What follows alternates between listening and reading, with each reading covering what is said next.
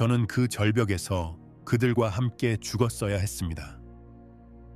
하지만 저의 목적은 죽음이 아니라 보고, 기억하고, 믿음이 시면과 마주했을 때 무슨 일이 일어나는지에 대해 영원의 끝자락에서 당신에게 메시지를 전하는 것이었습니다.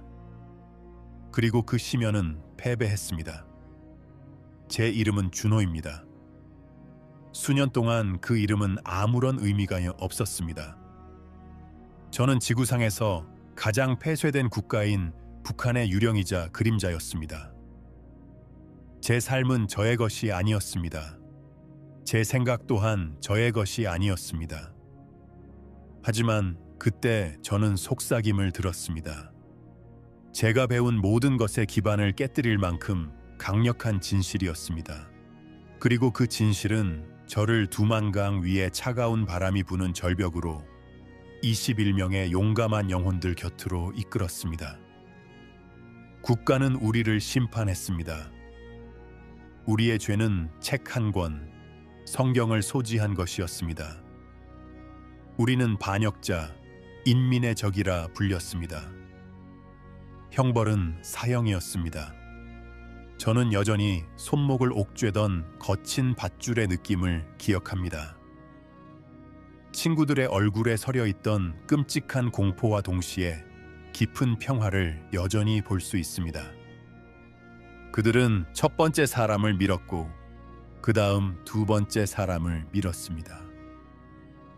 저는 눈을 감고 제 차례를 기다렸지만 그 차례는 오지 않았습니다. 경비대장이 제 어깨를 잡고 저를 돌려 세웠습니다. 그는 저를 절벽 끝에 무릎 꿇게 했습니다. 너는 지켜볼 것이다. 그가 쉿소리를 내듯 말했습니다. 위대한 수령을 배반한 자들에게 무슨 일이 일어나는지 보게 될 것이다. 너는 살아서 네가 본 것을 모두에게 말해라. 네가 우리의 본보기가 될 것이다. 그래서 저는 지켜봤습니다.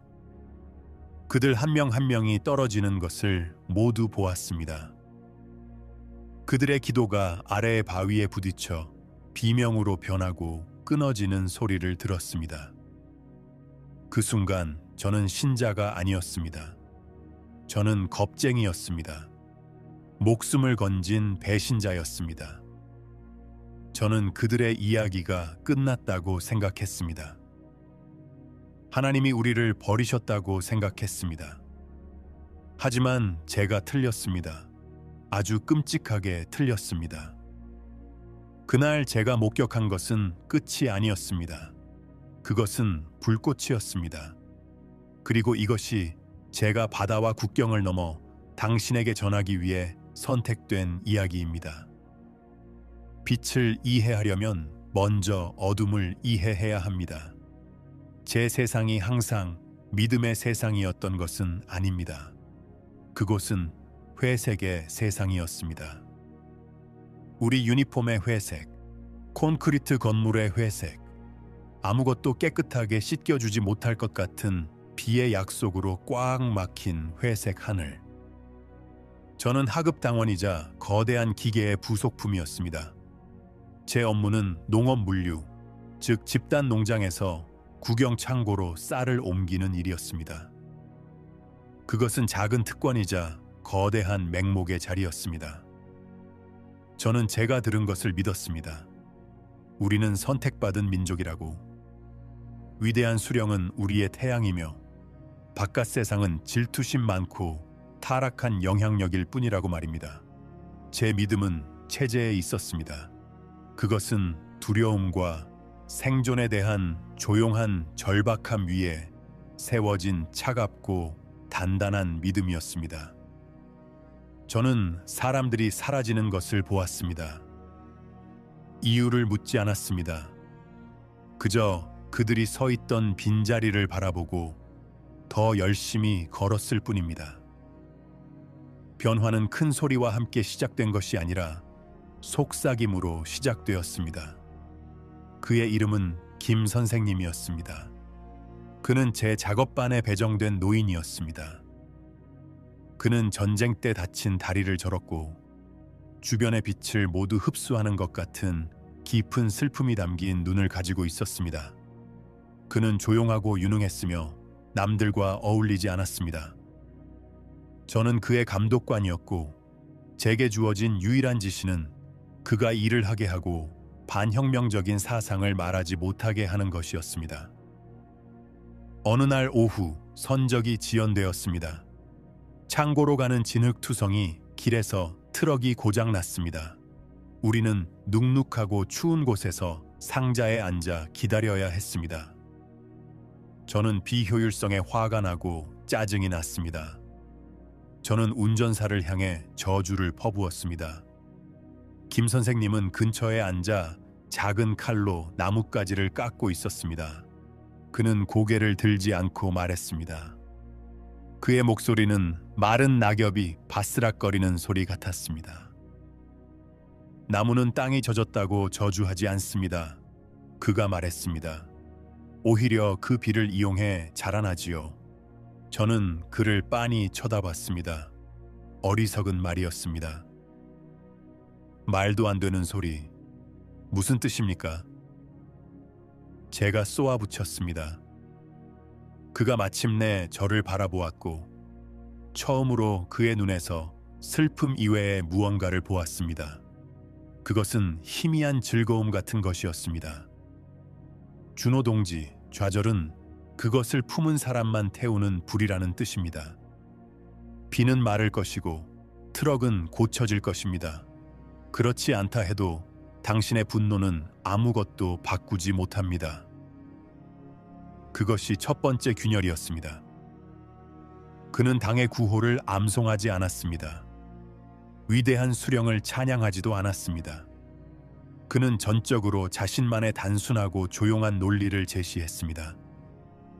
모든 생각이 처방되는 세상에서 독창적인 생각은 혁명적인 행위였습니다.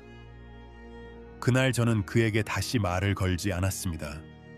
하지만 그의 말은 제 안에 머물렀습니다. 제 작은 아파트의 침묵 속에서 메아리 쳤습니다. 몇 주 동안 저는 그를 관찰하게 되었습니다. 그는 이상한 평화 속에서 일했습니다. 우리 모두가 실수를 두려워하며 긴장해 있을 때 그는 신중하고 침착하게 움직였습니다. 상급자가 사소한 위반으로 그를 질책할 때도 그는 그저 고개를 숙이고 겸허한 가면을 쓴 채 비판을 받아들였습니다. 하지만 나중에 저는 그를 보았습니다. 그는 평범한 남자처럼 분노하거나 속을 끓이지 않았습니다. 그는 앙상한 나무에 매달린 끈질긴 잎사귀 하나를 바라보고 있었습니다. 입가에는 거의 보이지 않는 희미한 미소가 서려 있었습니다. 그것은 미스터리였습니다.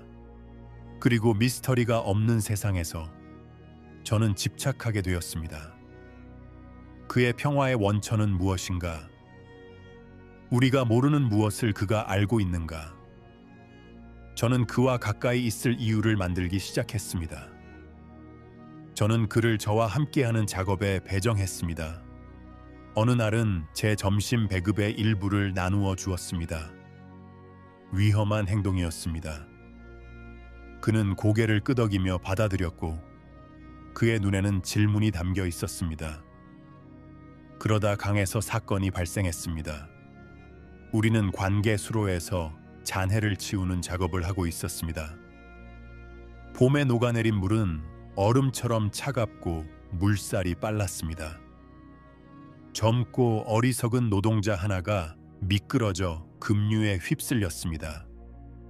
패닉과 고함이 오갔습니다. 우리 모두는 얼어붙은 채 그가 떠내려가는 것을 지켜만 보았습니다. 하지만 김 선생님은 움직였습니다. 소리 없이 그는 차가운 물속으로 뛰어들었습니다. 그는 노인이었지만 나이를 잊은 힘으로 물살과 싸웠습니다. 그는 소년에게 다가가 재킷을 잡고 강둑으로 끌고 나오려 사투를 벌였습니다.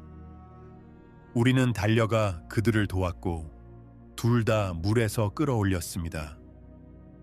소년은 기침을 하며 겁에 질려 있었지만 살아 있었습니다. 김 선생님은 격렬하게 떨고 있었고 옷은 흠뻑 젖어 피부가 창백한 푸른색이 되었습니다. 얇은 담요를 그에게 덮어주며 저는 그의 얼굴을 들여다보았습니다. 저는 두려움이나 고통 혹은 자부심을 볼 것이라 예상했지만 그 어떤 것도 보지 못했습니다. 저는 깊고 조용한 감사를 보았습니다. 그의 입술이 소리 없이 움직이고 있었습니다. 저는 몸을 숙였습니다. 다른 사람들의 소라는 배경 속으로 사라졌습니다. 그리고 저는 들었습니다. 바람 소리라고 생각할 만큼 희미한 속삭임을. 하지만 그것은 바람이 아니었습니다. 나의 목자신이 나에게 부족함이 없으리로다. 저는 갈비뼈를 때리는 심장을 느끼며 몸을 일으켰습니다. 그것은 위대한 수령의 말이 아니었습니다.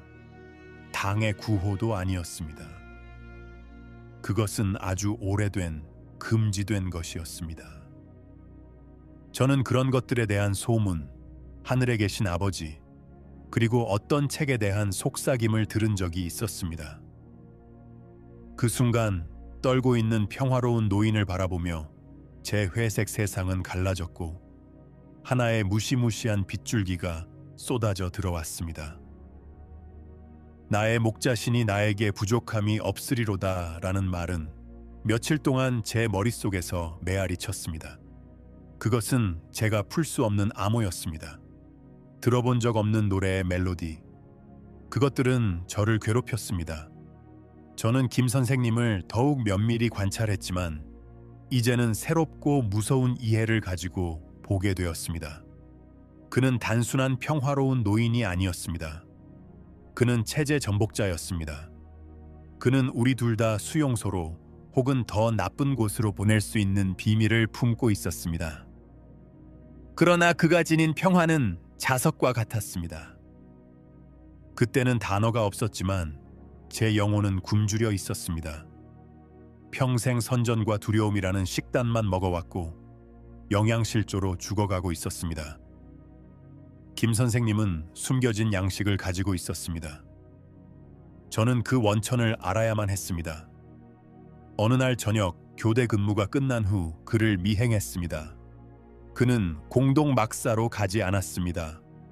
그는 숲이 우거진 마을 끝자락으로 향했습니다. 심장이 쿵쾅거렸습니다. 이거다. 진실을 발견하거나 함정에 빠지거나 둘 중 하나였습니다. 저는 거리를 두고 나무 사이로 이동했고 황혼의 그림자가 저를 완전히 삼켰습니다. 그는 오래전에 떨어진 이끼 덮인 큰 바위 앞에서 멈췄습니다. 그는 등을 돌린 채 무릎을 꿇었습니다. 한참 동안 그는 가만히 있었습니다. 그러다 그의 어깨가 들썩이기 시작했습니다. 저는 그가 우는 줄 알았지만 다시 그 소리를 들었습니다. 저녁 산들바람에 실려온 똑같은 속삭임. 그것은 기도였습니다. 그는 누군가에게, 이 목자에게 말을 걸고 있었습니다. 제가 나뭇가지를 밟았나 봅니다. 툭 하는 소리가 조용한 숲속에서 총소리처럼 울렸습니다. 김 선생님은 얼어붙었습니다. 그는 천천히 고개를 돌렸고 눈은 공포로 커져 있었습니다. 그게 저라는 걸 알았을 때 공포는 사라지지 않았지만 깊고 지친 체념이 그 자리를 대신했습니다. 그는 자신의 삶이 끝났다는 것을 알았습니다. 준호 동지, 그가 말했습니다. 손은 떨리고 있었지만 목소리는 차분했습니다. 설명할 수 있습니다. 저는 그에게 다가갔습니다. 제 두려움도 뱃속에 차가운 돌덩이처럼 자리 잡았습니다. 저는 그를 내려다보았습니다. 권력은 제게 있었습니다. 저는 당 간부였습니다. 그를 신고하고 끌고 가게 하는 것이 제 의무였습니다. 하지만 저는 말하지 않았습니다. 평생의 고난이 새겨져 있지만 끈질기고 설명할 수 없는 빛으로 빛나는 그의 얼굴을 그저 바라보았습니다. 신고하지 않겠습니다. 제 목소리가 들렸습니다. 그 말은 낯설고 위험하게 느껴졌습니다. 그의 눈이 커졌고 제 얼굴에서 거짓을 찾으려 애썼습니다. 왜입니까? 그가 속삭였습니다. 그 말들, 제 목소리도 거의 속삭임에 가까웠습니다. 그 목자, 그게 무슨 뜻입니까? 알아야겠습니다. 그의 몸에서 긴장이 풀렸습니다. 그는 천천히 고개를 끄덕이며 차가운 땅바닥, 자신의 옆에 앉으라고 손짓했습니다. 그리고 어둠이 깔리는 그곳에서 그는 제게 이야기를 들려주기 시작했습니다. 그것은 벽에 걸린 초상화 속에 사는 신이 아니라 우주의 직무를 짜신 창조주 하나님에 대한 이야기였습니다.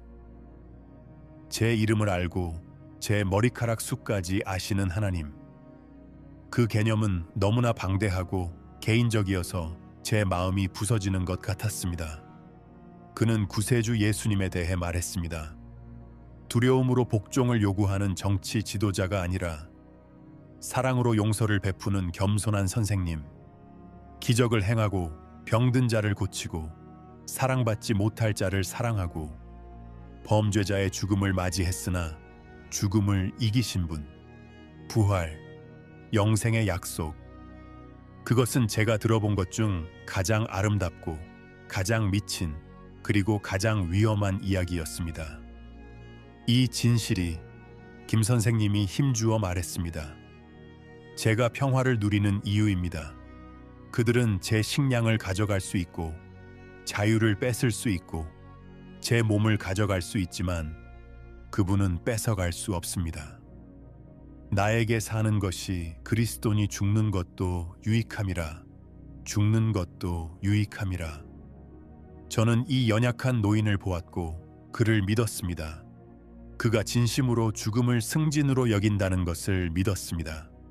제 삶을 지배하던 두려움, 우리 조국 전체를 지배하던 그 두려움이 그에게는 힘을 쓰지 못했습니다. 그는 물리적인 성경책이 없었습니다. 그는 자신의 마음을 보물창고라고 불렀습니다. 그는 아버지에게서 그리고 그 아버지가 그 윗대에게서 들은 성경의 방대한 부분을 암기하고 있었습니다. 그것은 숙청과 전쟁, 기근을 견뎌내며 세대를 넘어 이어진 살아있는 진리의 사슬이었습니다. 그는 굶주린 죄수에게 빵을 주듯 그 구절들을 하나씩 제게 먹여주기 시작했습니다. 그 후로 우리는 울타리를 점검하거나 야생 약초를 캔다는 핑계로 그 장소에서 여러 번 만났습니다. 우리는 몰래 빠져나갔고 저는 그 말씀들을 배불리 먹었습니다. 요한복음은 저를 완전히 무너뜨렸습니다. 하나님이 세상을 이처럼 사랑하사 독생자를 주셨으니 이는 그를 믿는 자마다 멸망하지 않고 영생을 얻게 하려 하심이라. 의무가 아닌, 두려움이 아닌 사랑, 그것은 제 영혼의 잃어버린 조각이었습니다. 저는 더 이상 당원이 아니었습니다. 저는 제자였습니다. 회색 세상은 변하지 않았지만 제 눈은 변했습니다. 저는 주변의 고통을 피할 수 없는 고난이 아니라 망가진 세상의 결과로 보았습니다. 예수님이 구원하러 오신 세상 말입니다. 씨앗이 심어졌습니다. 그것은 제 마음의 어둡고 메마른 땅에 뿌리를 내리고 자라기 시작했습니다. 하지만 이런 종류의 진실은 영원히 숨겨질 수 없습니다. 그것은 공유되기를 요구합니다. 행동을 요구합니다. 그리고 그 요구는 우리 둘 다 절벽으로 이끌게 됩니다. 제가 찾은 평화는 깨지기 쉬운 것이었습니다. 숲속 노인의 속삭이는 말 속에 살았습니다. 그 안식처 밖의 세상은 여전히 위험하고 회색이었습니다. 하지만 저는 달라져 있었습니다. 저는 비밀을 품고 살았습니다. 그리고 그 비밀은 제 눈을 통해 빛나서 저를 배신할까봐 두려운 빛이었습니다. 이 진실에 대한 갈망은 끊임없는 통증이 되었습니다. 김 선생님의 기억은 깊은 우물이었지만 저는 아직 맛보지 못한 거대한 바다가 있다는 것을 알았습니다. 그러던 중 상상할 수 없는 일이 일어났습니다. 김 선생님이 출근하지 않았습니다. 처음에는 아픈 줄 알았습니다. 하지만 정오가 되자 빳빳한 어두운 제복을 입은 보위부 장교 2명이 작업장에 들어왔습니다. 그들의 눈은 차갑고 계산적으로 방을 훑었습니다. 제 피가 얼어붙었습니다. 그들은 질문했습니다. 김 씨가 이상하게 행동하는 걸 본 사람이 있는가? 비애국적인 말을 한 적이 있는가? 저는 제가 해야 할 대답을 했습니다. 제 얼굴은 순종적인 혼란의 가면을 쓰고 있었습니다. 속으로는 비명을 지르고 있었습니다. 그가 사라졌습니다. 증발했습니다. 숲속에 이끼 덮인 바위는 남았지만 그곳에서 기도하던 영혼은 지워졌습니다. 제 세상에 막 피어난 빛은 무참히 꺼졌습니다. 어둠은 그 어느 때보다 더 짙고 무겁게 느껴졌습니다. 절망이 차가운 손가락으로 제 심장을 감쌌습니다. 이것이 진실의 대가라고 저는 생각했습니다. 빛의 말로가 이것이다. 몇 주 동안 저는 유령이었습니다. 기계적으로 임무를 수행했습니다. 김 선생님이 심어준 말씀들은 저주처럼 느껴졌습니다.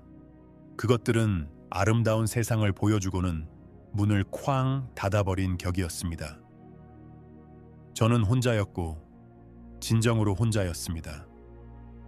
공허함은 물리적인 고통이었습니다.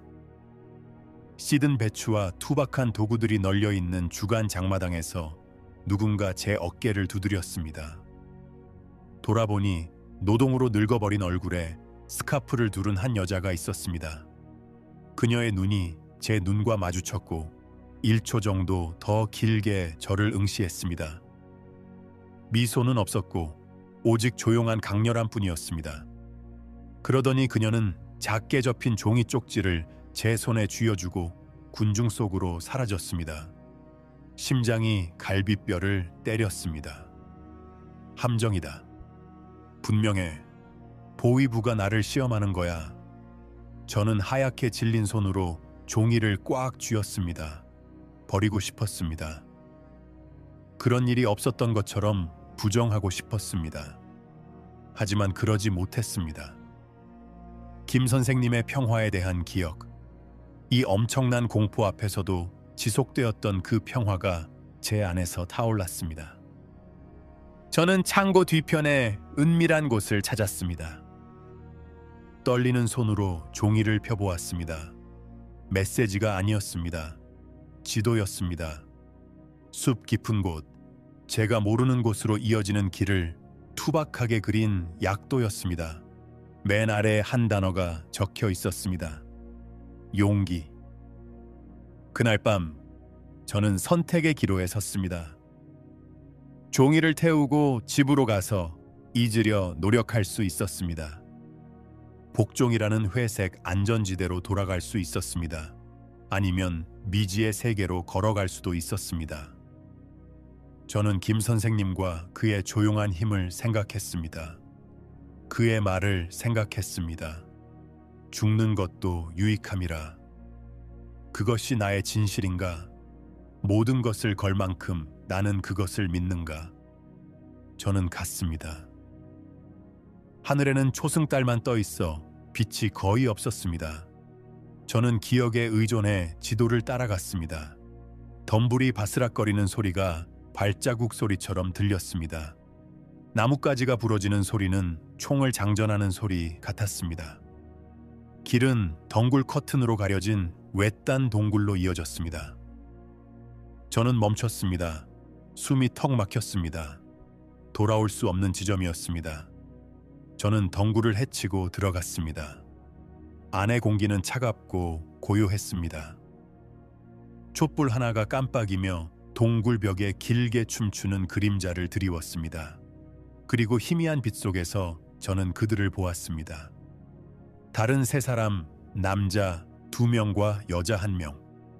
그들의 얼굴에는 제가 느낀 것과 같은 두려움과 결의가 새겨져 있었습니다. 우리는 아무 말도 하지 않았습니다. 그저 서로를 바라보며 무언의 인정을 주고받았습니다. 우리는 숨겨진 자들, 신자들이었습니다. 장마당에 그 여자가 앞으로 나섰습니다. 그녀는 자신을 마라고 소개했습니다. 목소리는 낮고 침착했습니다. 당신이 목마르기 때문에 여기 온 것입니다. 그녀가 말했습니다. 그리고 지금은 주님 곁에 있는 신실한 한 분이 당신의 갈구하는 마음을 증거했기 때문입니다. 김 선생님, 그는 사라진 후에도 저를 인도하고 있었습니다. 그녀는 조직에 대해 설명했습니다. 내륙에서 중국 국경까지 뻗어 있는 깨지기 쉽고 은밀한 신자들의 사슬. 그들의 임무는 단순하면서도 불가능할 정도로 위험했습니다. 그들은 말씀의 전달자였습니다. 이익을 위해서가 아니라 예언을 위해 이 영적인 사막에 흩어져 굶주리는 하나님의 백성들을 먹이기 위해 성경을 밀반입했습니다. 우리가 하는 일은 마 여사가 제 눈을 똑바로 쳐다보며 말했습니다. 사형에 해당합니다. 2번의 기회는 없습니다. 보위부 정보원은 어디에나 있습니다. 이 모임 밖에 누구도 믿어서는 안 됩니다. 하지만 진실은 그럴 가치가 있습니다. 준호 씨, 당신에게도 그럴 가치가 있습니까? 저는 촛불에 비친 그들의 얼굴을 보았습니다. 그들의 눈에 비친 김 선생님의 평화를 보았습니다. 이것이 선택이었습니다. 제 마음속에 안전하게 머무는 비밀 신자로 남을 것인가? 아니면 대가를 치르더라도 진리의 종이 될 것인가? 숲속의 노인이 속삭였던 예수님의 말씀이 엄청난 힘으로 되살아났습니다. 누구든지 제 목숨을 잃으면 찾으리라. 저는 깊고 떨리는 숨을 들이마셨습니다. 두려움은 여전히 가슴속에 살아있는 전선처럼 남아있었습니다. 하지만 그 아래에서 다른 무언가가 솟아오르고 있었습니다. 목적의식. 네, 제가 속삭였습니다. 소리가 동굴 안에 부드럽게 울려 퍼졌습니다. 그럴 가치가 있습니다. 마 여사는 엄숙한 미소를 지으며 고개를 끄덕였습니다. 그럼 저를 따라 하세요. 그녀가 말했습니다. 이것이 우리의 서약입니다. 그리고 산의 유령들에게 둘러싸인 채 흔들리는 촛불 속에서 저는 제 삶을 그림자의 길로, 그리고 궁극적으로는 절벽 끝으로 묶는 서약을 맹세했습니다. 서약은 길지 않았지만 한 단어 한 단어가 무거웠습니다. 제 영혼 위에 놓인 헌신의 돌이었습니다. 저는 아브라함과 이삭과 야곱의 하나님께 맹세합니다. 마 여사가 시작했고 저는 힘을 얻어 따라했습니다. 그분의 거룩한 말씀에 신실한 청지기가 되어 비밀리에 그것을 나르고 지혜롭게 나누며 나의 침묵으로 형제자매를 지키고 진리를 위해 내 목숨을 바칠 것을 맹세합니다. 아멘. 엄숙한 침묵이 동굴을 채웠습니다. 서약은 이제 우리 사이의 끈이 되었습니다. 악수가 아니라 공유된 위험으로 봉인된 끈이었습니다.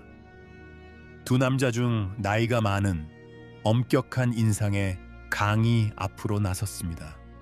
그는 벌목꾼처럼 건장한 체격에 두꺼운 손을 가졌고 사람을 꿰뚫어 보는 듯한 눈빛을 지녔습니다. 서약은 쉬운 부분이지 그가 낮은 목소리로 으르렁거렸습니다. 이제 당신의 목숨과 우리의 목숨이 달린 일을 배우게 될 거요. 다음 1시간 동안 그들은 저를 훈련했습니다. 이것은 영적 제자 훈련이 아니었습니다. 간첩 활동 속성 과정이었습니다. 강은 마을을 우회하는 주요 도로가 아닌 숨겨진 짐승들이 다리는 길을 가르쳐 주었습니다. 그는 숲을 읽는 법, 별을 보고 방향을 잡는 법, 그리고 가장 중요하게 소리 없이 움직이는 법을 보여주었습니다. 당신은 그림자야. 나뭇가지를 밟지 않기 위해 발 뒤꿈치부터 발가락으로 굴리듯 걷는 법을 시범 보이며 그가 속삭였습니다. 바람이 당신보다 더 시끄러워야 해. 진이라고 불리는 젊고 날렵한 다른 남자는 물건에 대해 가르쳐 주었습니다. 그는 방수 기름종이로 포장된 작고 두꺼운 책을 꺼냈습니다. 성경. 제 숨이 멈췄습니다. 제가 처음 본 완전한 성경책이었습니다. 그는 가방이 아니라 몸에 숨기는 법을 보여주었습니다. 우리는 작업복 안감에 숨겨진 주머니를 꿰매어 귀중한 책을 등 뒤에 평평하게 넣는 연습을 했습니다. 연습인데도 그 무게는 무섭고도 성스럽게 느껴졌습니다. 그리고 가장 중요한 교훈이 이어졌습니다. 잡혔을 때 어떻게 할 것인가? 구조는 없습니다. 마 여사가 제 눈을 바라보며 말했습니다. 잡히면 우리는 도울 수 없습니다. 당신은 이야기를 만들어야 하고 그것을 고수해야 합니다. 책을 주었고 신고하려 했다고 하세요. 아무것도 모른다고 하세요. 모든 것을 부인하세요. 고문을 당하더라도. 그 말은 차갑고 날카롭게 공중에 맴돌았습니다. 당신의 고통이 네트워크의 다른 사람들을 구할 수 있습니다. 당신의 침묵이 마지막 봉사입니다. 일주일 후 저는 첫 번째 임무를 받았습니다. 간단한 것이라고, 테스트라고 그들은 말했습니다. 북쪽으로 10km 떨어진 속이 빈 나무, 즉 데드 드롭에서 성경 한 권을 가져와 제 공식 물류 경로에 있는 마을의 접선책에게 전달하는 것이었습니다. 접선책의 이름은 아모로 제빵사였습니다. 저는 더 이상 만들지 않는 특정 빵을 달라고 해야 했습니다. 대답은 조리법은 잃어버렸지만 할머니는 기억하고 계십니다. 여야 했습니다. 데드 드롭으로 가는 여정은 제 인생에서 가장 길었습니다. 나뭇가지가 부러지는 소리는 보위부 요원 같았고 멀리서 들리는 목소리는 순찰대 같았습니다. 심장이 덫에 걸린 야생새처럼 가슴속에서 날뛰었습니다. 속이 빈 나무를 찾았을 때 손이 너무 심하게 떨려 기름종이로 싼 꾸러미를 겨우 꺼냈습니다. 코트에 숨겨진 주머니에 넣었습니다. 살아있는 폭탄을 지니고 있는 것 같았습니다. 마을로 걸어가는 길은 의지력의 시험이었습니다. 강이 가르쳐준 대로 그림자가 되려 했습니다. 숨을 쉬려고 노력했습니다. 작고 먼지 투성이인 빵집을 찾았을 때 저는 돌아갈까 생각했지만 김 선생님을 생각했습니다. 꾸러미 안의 말씀들을 생각했습니다. 안으로 들어갔습니다. 늙은 제빵사가 올려다보았습니다. 무관심한 표정이었습니다. 가게 안에는 다른 사람들이 있었습니다. 목이 탔습니다. 저는 겨우 요청을 속삭였습니다. 암호가 혀 위에서 터무니없게 느껴졌습니다. 제빵사는 영겁처럼 느껴지는 시간 동안 저를 쳐다보았습니다. 그리고 천천히 고개를 끄덕였습니다. 조리법은 잃어버렸지만 그가 거친 목소리로 말했습니다. 할머니는 기억하고 계십니다. 안도감이 너무나 강력하게 밀려와 무릎에 힘이 풀릴 뻔했습니다. 빵을 조금 샀고 그가 빵을 건네줄 때 우리의 손이 스쳤습니다. 전달은 완료되었습니다. 성경은 이제 그의 것이었습니다. 빵집을 나오며 태어나서 처음으로 눈물이 날 만큼 깊은 목적의식을 느꼈습니다. 해냈습니다. 저는 사슬의 연결고리, 하나님의 밀수꾼이 되었습니다.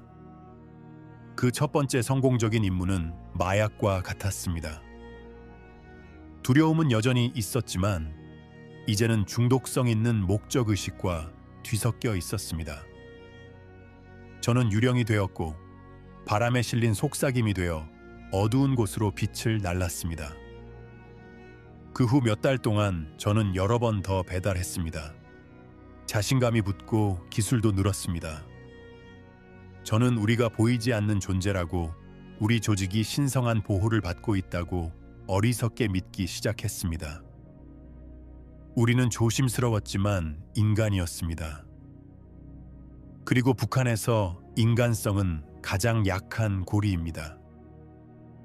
우리의 믿음은 우리를 용감하게 만들었지만 이제 우리를 표적으로 만들려 하고 있었습니다.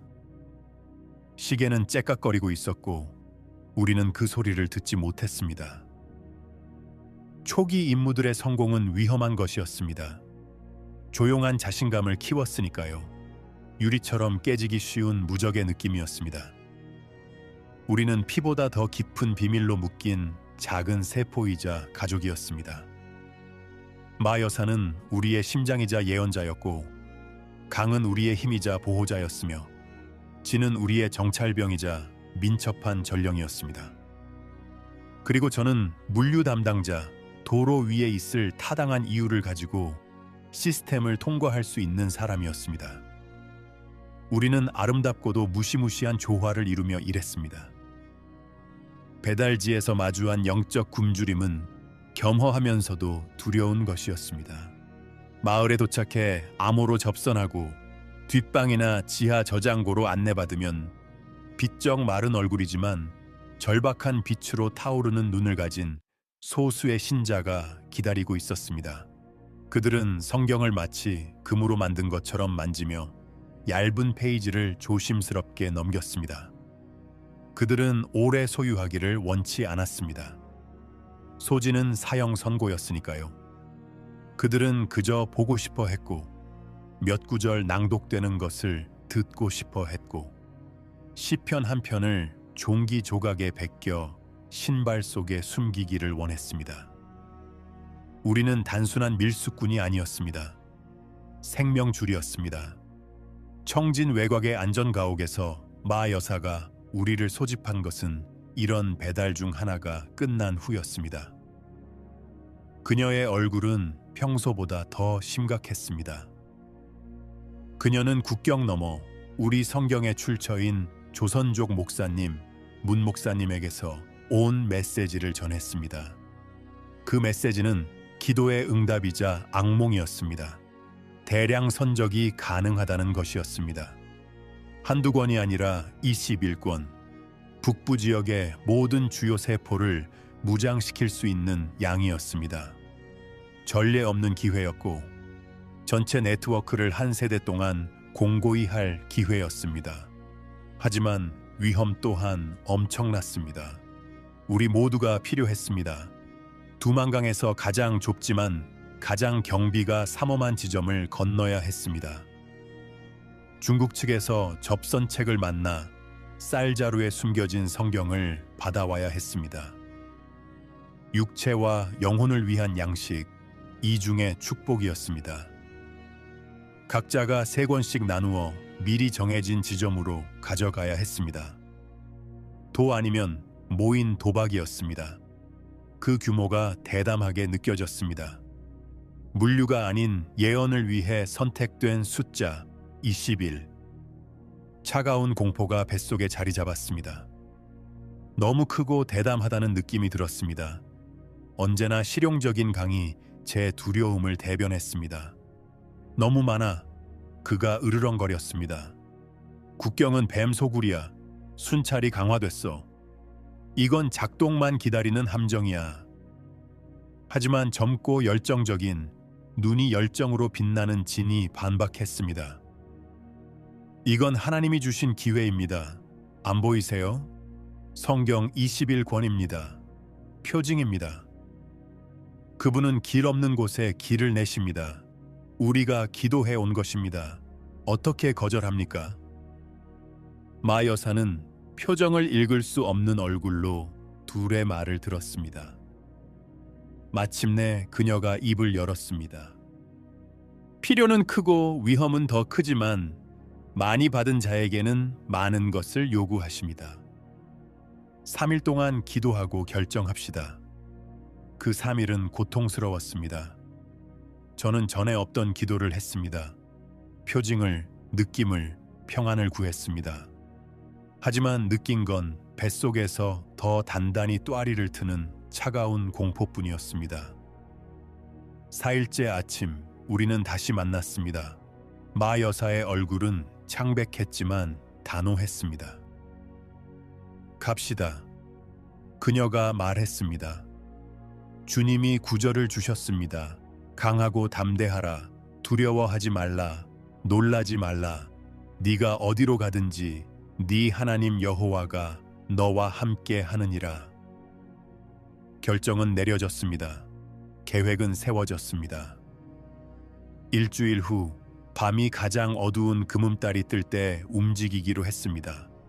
우리는 모든 세부 사항을 100번 점검했습니다. 경로, 신호, 비상 중단 코드. 우리는 할 수 있는 한 최대로 준비했습니다. 임무 전날 밤 장비를 점검하는데 진이 저를 찾아왔습니다. 그는 평소와 달라 보였습니다. 안절부절 못했습니다. 평소의 열정, 가장자리에 이상하고 신경질적인 에너지가 서려 있었습니다. 그가 제 어깨를 툭 쳤습니다. 준비됐어, 형제여? 내일 우리는 역사를 만드는 거야. 준비됐어. 저는 뱃속에 돌덩이가 들어앉은 것 같았지만 말했습니다. 좋아. 그가 손에 힘을 주며 말했습니다. 기억해. 무슨 일이 있어도 이건 하나님 나라를 위한 거야. 대가를 치를 가치가 있어. 그의 눈에는 열병에 가까운 강렬함이 있었습니다. 당시 저는 그것을 열정, 믿음으로 착각했습니다. 지금 보니 그것은 끔찍한 비밀을 알고 있는 자의 광적인 에너지였습니다. 그는 저를 설득하는 것만큼 자기 자신을 설득하고 있었습니다. 그는 한참 동안 저를 바라보다가 돌아서서 어둠 속으로 사라졌습니다. 그것이 그가 형제로서 제게 한 마지막 말이었습니다. 우리는 임무에, 우리가 나르는 빛에 너무 집중한 나머지 우리 사이에서 자라나는 그림자를 놓쳤습니다. 배신은 종종 친구의 얼굴을 하고 옵니다. 당신의 영혼을 맡길 만큼 누군가를 믿어본 적이 있다면 그 대가를 이해할 것입니다. 그런 희생이 잊히지 않도록 도와주십시오. 귀환의 메아리를 구독해 주십시오. 밤은 유령들이 활동하기에 완벽했습니다. 짙은 안개가 강 계곡을 감쌌고 금음달은 우리의 움직임을 배신할 은빛을 비추지 않았습니다. 우리는 하나의 그림자처럼 내 영혼의 사슬이 되어 소나무 숲을 지나 세찬 두만강 소리를 향해 미끄러지듯 나아갔습니다. 강이 침묵의 산처럼 앞장섰습니다. 마 여사가 그 뒤를 따랐고 그녀의 기도는 찬 공기 속에 조용한 입김이 되었습니다. 그 다음 진, 그리고 마지막으로 저였습니다. 제 감각은 비명을 지르고 있었습니다. 모든 그림자가 군인 같았고 올빼미 소리도 신호 같았습니다. 강둑에 도착했습니다. 물은 검고 빨랐으며 최근 내린 비로 요동치고 있었습니다. 가장 취약한 순간이었습니다. 물속에 노출된 채 한 명씩 건너야 했습니다. 강이 먼저 안개와 굉음 속으로 사라졌습니다. 긴 5분이 지났습니다. 그리고 낮게 우는 올빼미 소리 하나가 안전 신호를 보냈습니다. 마 여사가 건넜습니다. 그 다음 진, 저는 마지막이었습니다. 저는 폐를 찌르는 찬 공기를 깊게 들이마시고 물속으로 들어갔습니다. 물살은 예상보다 강해 제 다리를 잡아당겼고 추위는 숨을 앗아갈 정도로 충격적이었습니다. 저는 심장이 귀에서 쿵쾅거리는 소리를 들으며 건너편으로 싸워 나갔습니다. 빈 쌀자루가 든 배낭은 닷처럼 느껴졌습니다. 저는 반대편 강둑을 기어올라 중국으로 불가능한 자유의 짧은 순간으로 들어갔습니다. 강이 저를 나무 그늘로 끌어당겼습니다. 우리 모두 떨고 있었지만 살아 있었습니다. 마 여사가 100야드 떨어진 곳을 가리켰습니다. 등불 하나가 2번 깜빡이다 꺼졌습니다. 문 목사의 신호였습니다. 우리는 그곳으로 이동했습니다. 나무 사이에 자리 잡은 작은 낚시 오두막이었습니다. 문이 열렸습니다. 다가가자 인자하고 지친 얼굴을 한 남자가 안으로 들어오라고 손짓했습니다. 그는 말없이 거친 탁자 위에 가지런히 놓인 21개의 기름종이 뭉치를 가리켰습니다. 그 옆에는 우리의 위장용 쌀자루가 있었습니다. 성경, 전달은 신속하고 조용했습니다. 우리는 숙련된 효율성으로 쌀자루를 풀고 각각 3뭉치씩 조심스럽게 넣은 뒤 다시 묶었습니다. 무게는 짐이자 축복이었습니다. 문 목사님이 마침내 입을 열었습니다. 감정이 북받친 조용한 속삭임이었습니다. 하나님이 함께 하십니다. 당신들은 얼어붙은 땅에 불을 나르고 있습니다. 기억하세요. 당신들은 사랑받고 있습니다. 그는 우리에게 십자가를 그어 주었습니다. 그리고 우리는 다시 밤 속으로 미끄러져 들어갔습니다. 돌아오는 길은 더 무겁고 느리게 느껴졌습니다. 물살이 우리와 싸웠습니다. 강 자체가 우리를 막으려는 듯 물이 더 걸쭉하게 느껴졌습니다. 하지만 해냈습니다. 북한 땅으로 돌아왔습니다. 21권의 성경이 무사히 우리와 함께 있었습니다. 행복감이 밀려왔습니다. 온갖 역경을 딛고 해낸 것입니다. 마 여사를 보았는데 그녀의 뺨에 묻은 때 위로 눈물이 흐르고 있었습니다. 그녀는 미소 지었습니다. 순수하고 완전한 승리의 미소였습니다. 그 미소는 제가 아주 오랫동안 보게 될 마지막 아름다운 것이었습니다. 강둑에서 10걸음도 차에 떼지 못했을 때 세상이 빛으로 폭발했습니다. 눈을 멀게 하는 탐조등 빛이 사방에서 안개를 뚫고 들어와 우리를 곤충처럼 고정시켰습니다. 고함치는 명령이 밤을 찢었습니다. 꼼짝 마! 무릎 꿇어! 손 머리 위로! 머릿속이 하얘졌습니다. 순수한 동물적 공포였습니다. 국경 경비대 전체 분대가 우리를 포위했습니다. 총구가 겨누어졌고 그들의 얼굴은 딱딱하고 비인격적이었습니다. 끝났습니다. 순식간에 모든 것이 끝났습니다. 하지만 어떻게? 머릿속에서 비명 같은 질문이 울렸습니다. 우리는 정말 조심했습니다. 경로는 안전했습니다. 타이밍은 완벽했습니다. 그때 저는 그를 보았습니다. 진. 그는 우리와 함께 무릎 꿇지 않았습니다.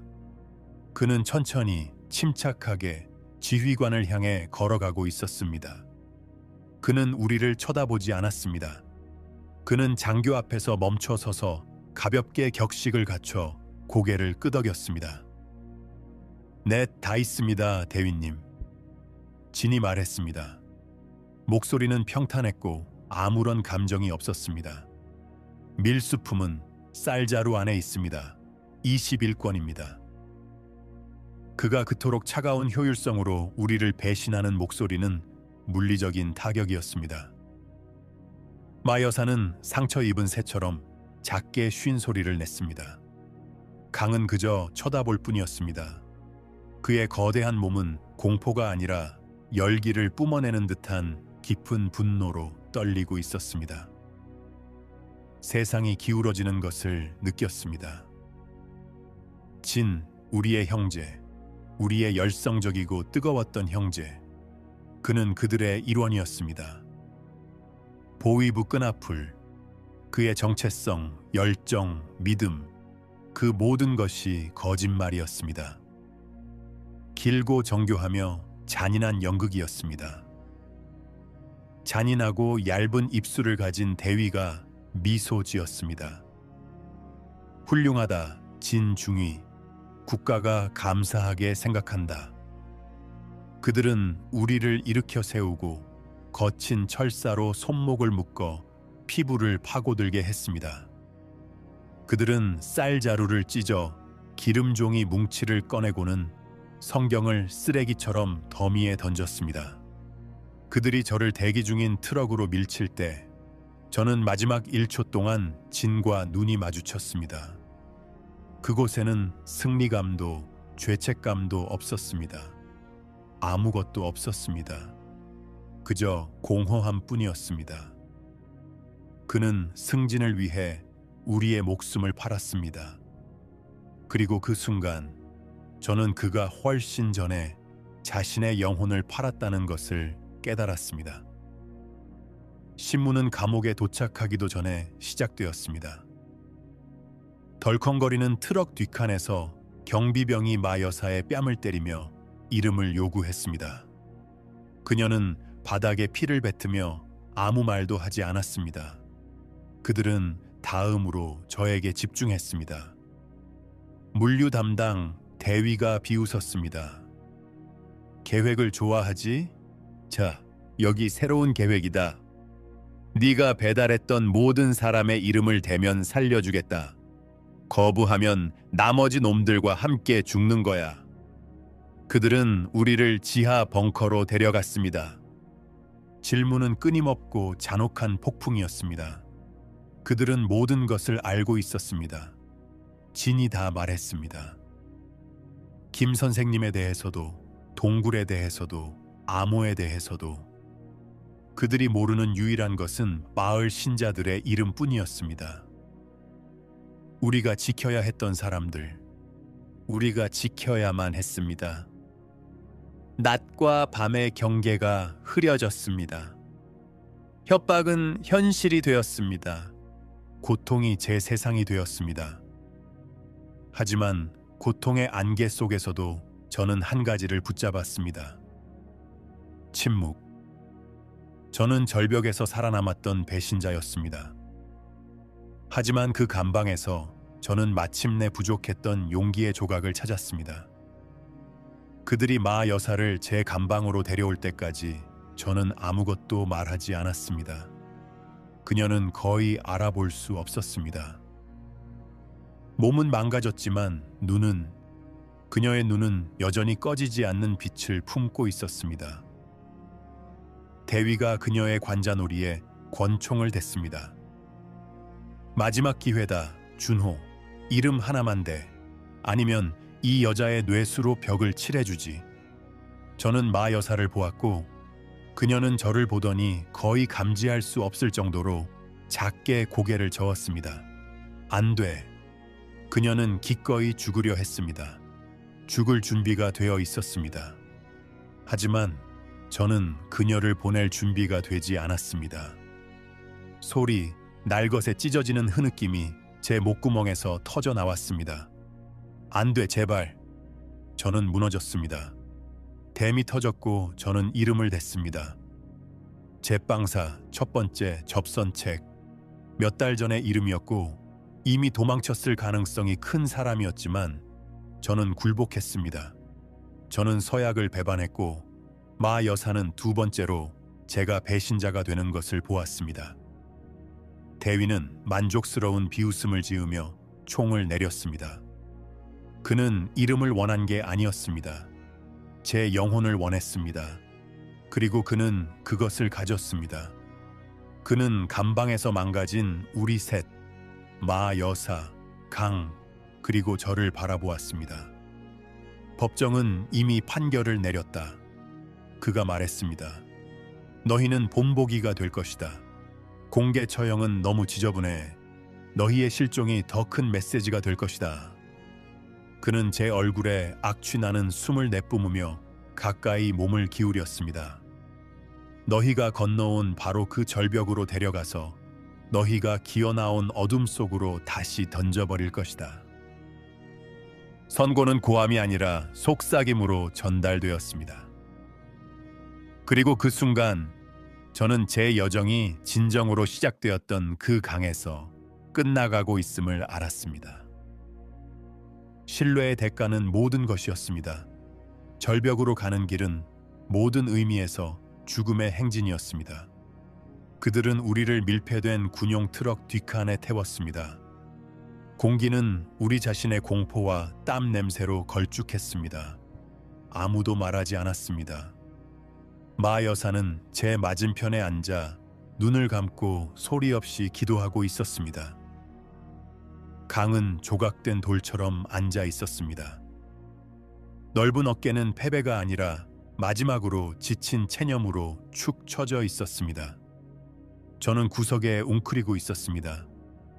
배신의 수치심이 독처럼 혈관을 타고 흘렀습니다.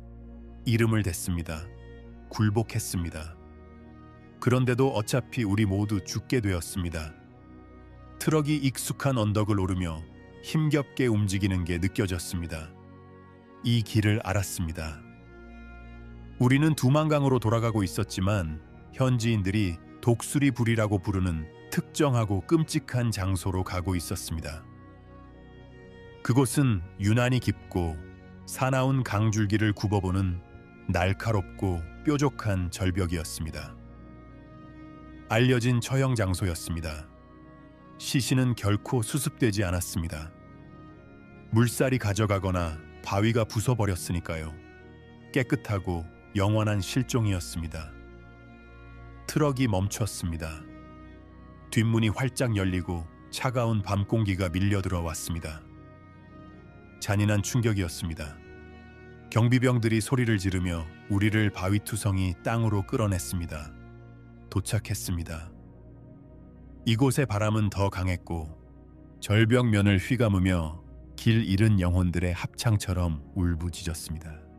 아래로는 거대한 검은 공허함만 보였습니다. 강이 굉음, 심연에서 올라오는 끊임없고 굶주린 으르렁거림, 대위가 별 없는 하늘을 배경으로 실루엣처럼 우리 앞에 섰습니다. 이걸 교훈으로 삼아라. 그가 바람소리 너머로 소리쳤습니다. 여기에 신은 없다. 오직 국가만 있을 뿐이다. 너희의 외래 사상은 오늘 밤 너희와 함께 죽는다. 그가 경비병들에게 손짓했습니다. 그들은 뒤로 묶인 우리 손을 풀어주더니 앞쪽으로 단단히 다시 묶었습니다. 균형을 잡을 수 있게 해주는 작고 잔인한 자비였습니다. 그들은 우리를 절벽 끝에 일렬로 세웠습니다. 21명. 저는 중간쯤에 있었습니다. 마 여사는 제 오른쪽에, 강은 왼쪽에 있었습니다. 마지막 순간이었습니다. 저는 마 여사를 보았습니다. 그녀의 얼굴은 하늘을 향해 있었습니다. 평온했고 입가에는 작고 평화로운 미소가 서려 있었습니다. 그녀는 이곳에 있지 않았습니다. 이미 다른 곳에 있었습니다. 집으로 가고 있었습니다. 강이 고개를 돌려 저를 보았습니다. 희미한 빛 속에서 저는 그의 눈에서 비난을 보지 못했습니다. 오직 깊고 변함없는 슬픔뿐이었습니다. 그는 한번 천천히 고개를 끄덕여 작별 인사를 했습니다. 그때 마 여사가 노래하기 시작했습니다. 처음에는 거의 속삭임 같았습니다. 바람의 포효에 맞서는 연약한 소리의 실타래였지만 점점 커졌습니다. 제가 한 번도 들어본 적 없는 찬송가였습니다.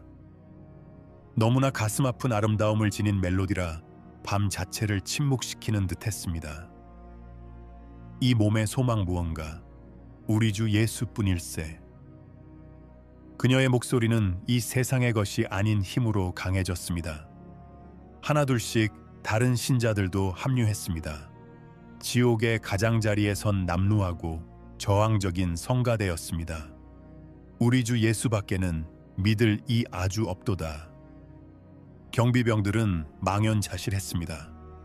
이건 각본에 없던 일이었습니다. 비명, 구걸, 공포가 있어야 했습니다. 이런 영광스러운 저항이 아니라 대위의 얼굴이 분노로 일그러졌습니다. 조용히 시켜! 그가 비명을 질렀습니다. 하지만 그들은 멈출 수 없었습니다. 노래는 부풀어 올랐습니다. 21개의 목소리가 하나가 되었습니다. 주 나의 반석이시니 그 위에 내가 서리라. 그 위에 내가 서리라. 첫 번째 밈이 있었습니다. 줄 끝에 있던 신자, 젊은 여자가 밀려 떨어졌습니다. 그녀는 떨어지면서도 노래를 멈추지 않았습니다. 그녀의 목소리는 어둠 속으로 멀어지다 강이 굉음 속으로 삼켜졌습니다. 그 다음 또 한 명, 또 한 명.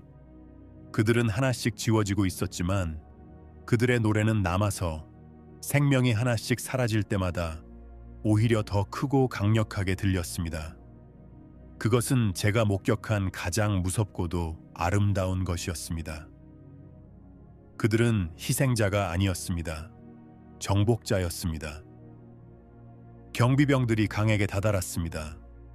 그는 밀기를 기다리지 않았습니다.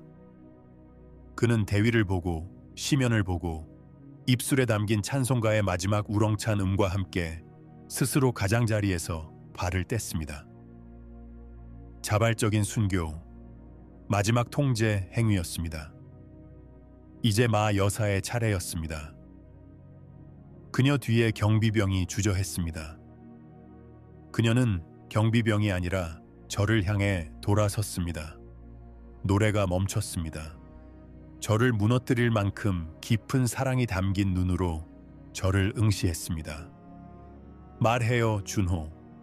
그녀가 맑고 차분한 목소리로 말했습니다. 그들에게 말해요.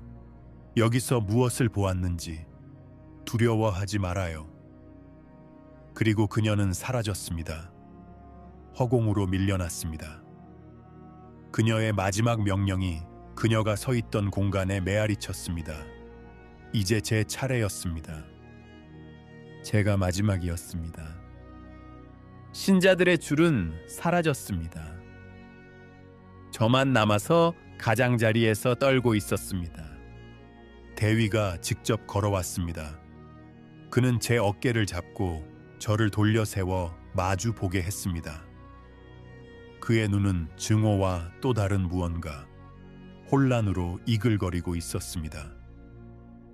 노래가 그에게 영향을 미친 것입니다. 보라, 그가 침을 뱉듯 말했습니다. 너의 신은 그들을 구하지 않았어. 그는 존재하지 않아. 그가 저를 세게 밀었습니다. 세상이 추락의 악몽 속으로 녹아내렸습니다. 바람이 귓가에서 비명을 질렀습니다. 검은 바위벽이 솟구쳐 올랐습니다. 인생이 주마등처럼 스쳐 지나가지 않았습니다. 오직 하나의 생각만이 저를 집어삼켰습니다. 이게 끝이다. 이게 끝이야. 충돌은 고통의 우주였습니다. 눈부신 하얀 폭발이 제 모든 부분을 삼켰습니다. 뼈가 부러지는 느낌, 단단하고 굽히지 않는 무언가에 몸이 구겨지는 느낌이 들었습니다. 그리고 아무것도 없었습니다. 조용한 검은 공허함. 저는 그것이 제 이야기의 끝이라고 믿으며 떨어졌습니다. 하나님이 우리를 버렸다고 생각하며 떨어졌습니다. 하지만 천국은 이제 막 시작하고 있었습니다. 그 어둠 속에서 다음에 일어난 일은 저를 위한 것이 아니라 지켜보는 이들을 위한 것이었습니다. 가장 어두운 시간에 하나님이 침묵하신다고 느껴본 적이 있다면 다음에 무슨 일이 일어났는지 들어야 합니다.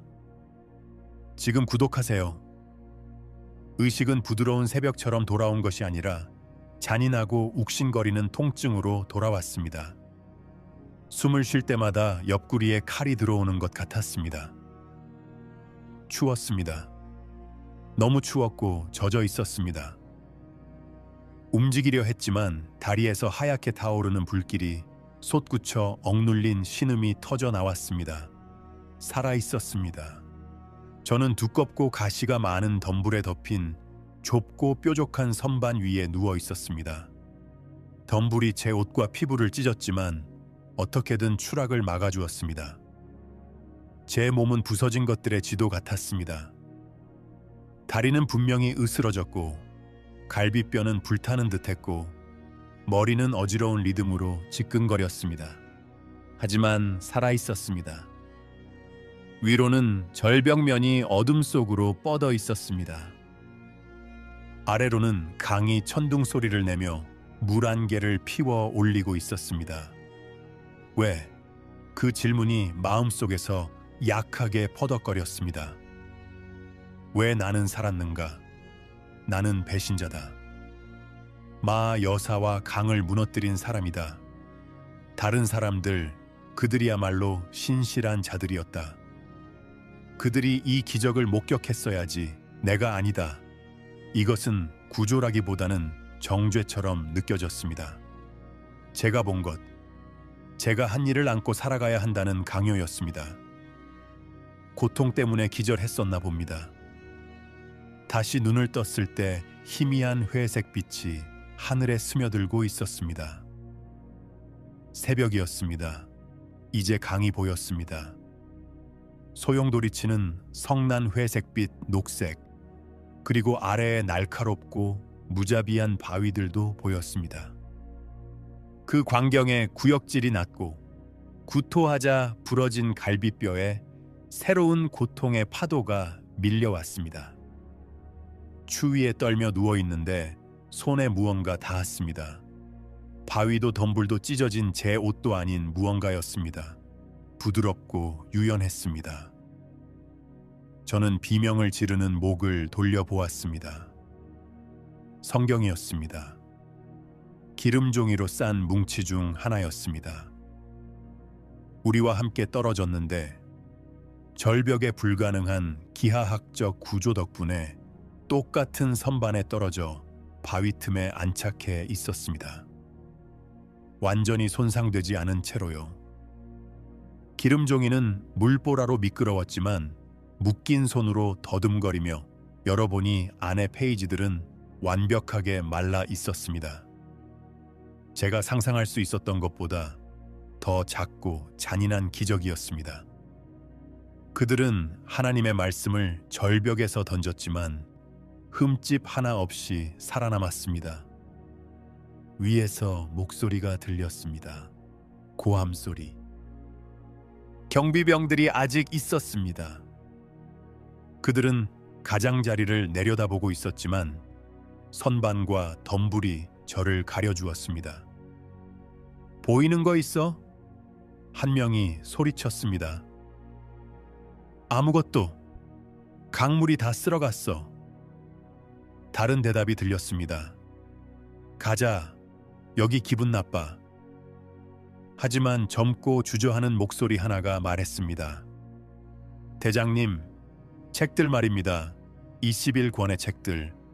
증거물로 회수해야 하지 않습니까? 대위가 코웃음 쳤습니다. 뭐 하러? 지금쯤 물고기 밥이 됐을 거다. 물살이 독극물을 가져가게 놔둬. 우리 일은 끝났다. 철수해. 발소리가 멀어졌습니다. 저는 혼자였습니다.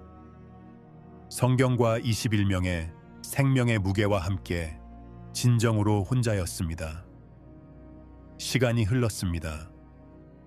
해가 떴지만 부서진 제 몸을 녹이는 데는 별 도움이 되지 않았습니다. 갈증이 고통이 되었습니다. 절망이 다시 기어 들어오기 시작했습니다.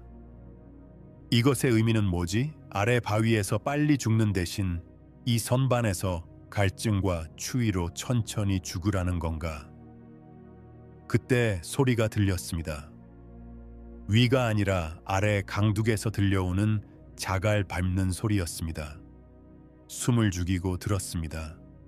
누군가 아래에 있었습니다. 가시덤불 가지를 아주 조금 밀어내어 보았습니다. 한 명의 국경 경비병이 소총을 어깨에 메고 좁은 강변을 걷고 있었습니다. 젊었습니다. 목소리를 냈던 그 병사, 성경에 대해 물었던 그 병사였습니다. 그는 밀수품을 찾는 군인의 의무적인 시선이 아니라 답을 찾는 사람의 크고 겁에 질린 눈으로 바위를 훑고 있었습니다. 그의 이름은 태우였습니다. 수용소에서 기억이 났습니다. 그는 신참이었고 소년에 불과했습니다. 그리고 그가 그것을 보았습니다. 제가 아니라 성경을요.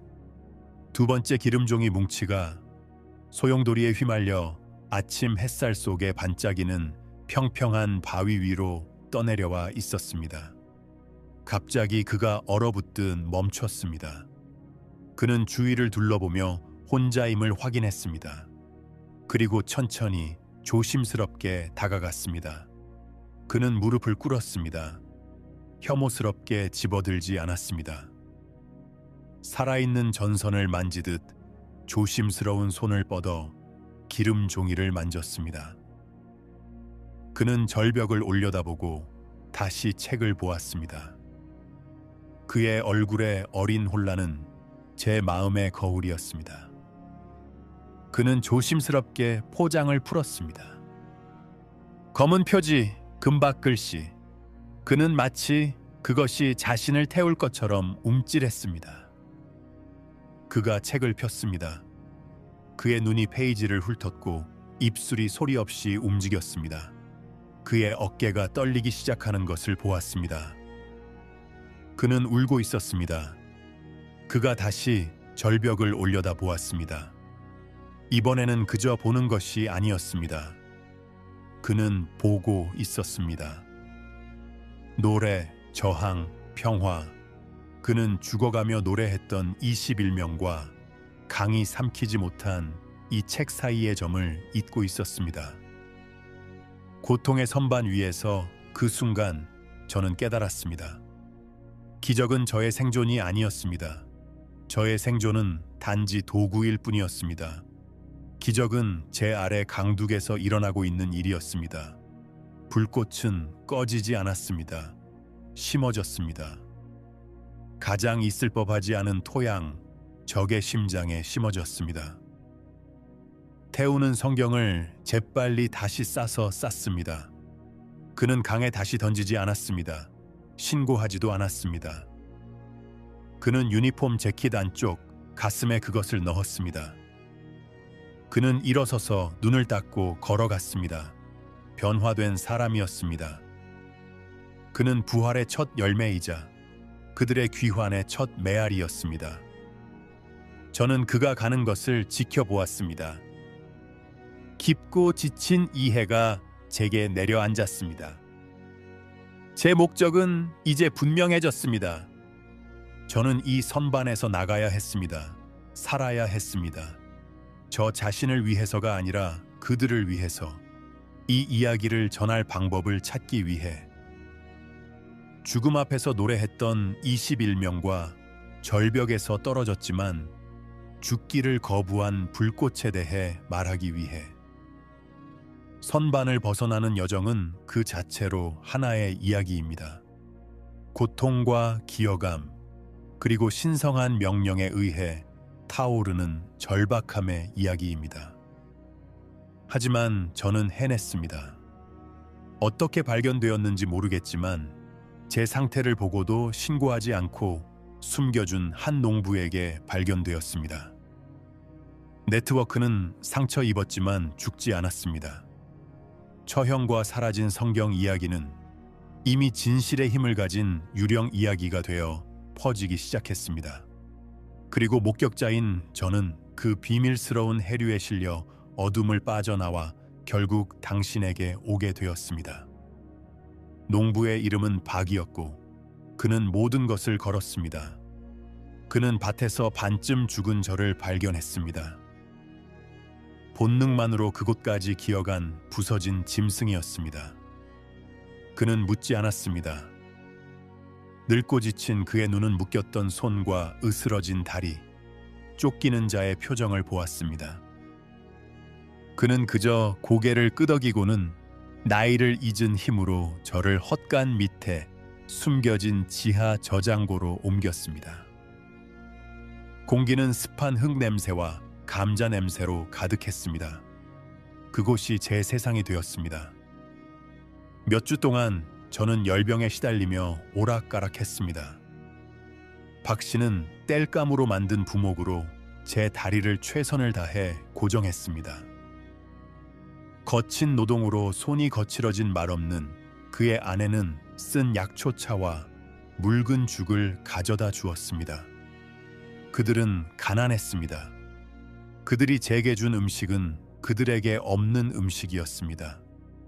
저는 불평 없이 받아들여진 짐이었습니다. 나중에 알게 되었는데 그들의 아들이 몇 년 전 알 수 없는 죄목으로 보위부에 끌려갔다고 합니다.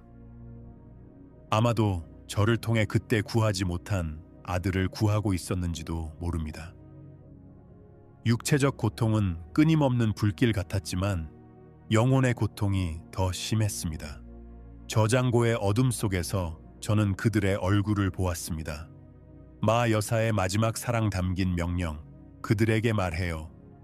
강의 무표정한 끄덕임, 시면에 삼켜진 찬송가를 부르던 21명의 목소리, 그리고 대위에게 제빵사의 이름을 대던 제 목소리. 수치심은 흙바닥으로 저를 짓누르는 물리적인 무게였습니다. 저는 겁쟁이이자 배신자였습니다. 저는 이 두 번째 기회를 받을 자격이 없었습니다. 절벽이 망친 일을 죽음이 와서 끝내달라고 기도했습니다. 하지만 죽음은 오지 않았습니다. 대신 선반 위에 있던 성경, 마르고 완벽했던 그 기억이 찾아왔습니다. 금지된 책을 가슴에 품고 울던 어린 태우의 이미지, 불꽃, 그가 그렇게 불렀었죠. 압도적인 죄책감의 어둠 속에서 그 단어 하나는 바늘구멍 같은 빛이었습니다. 어느 날 밤 땀을 흘리며 떨고 있는데 박 씨가 내려와 제 잠자리 옆에 앉았습니다. 한참 동안 말이 없었습니다. 그러다 그가 말했습니다. 경비병들이 여전히 마을을 순찰하지만 당신을 찾는 게 아니오. 저는 고통의 얼굴을 찡그리며 고개를 돌렸습니다. 무슨 뜻입니까? 그들은 당신이 죽었다고 생각하오. 그가 낮은 목소리로 말했습니다. 하지만 그들이 이제 더 조용해졌소. 예전처럼 소리 지르지 않소. 그 젊은 친구 테우 마리오, 그가 다른 사람들에게 이야기를 해주고 있소. 제 숨이 턱 막혔습니다. 이야기라니요. 절벽의 유령 노래 이야기를 하오. 두려워하지 않았던 21명의 영혼 이야기를 하오. 박 씨는 희미한 촛불 속에서 빛나는 눈으로 저를 바라보았습니다. 그는 믿는다고 말하지는 않지만 질문을 하오. 어떤 진실이기에 사람이 떨어지면서 노래하게 만드냐고 묻소. 저는 눈을 감았습니다. 때 묻은 뺨 위로 눈물 한 방울이 흘러내렸습니다. 불꽃, 살아있었습니다. 번지고 있었습니다.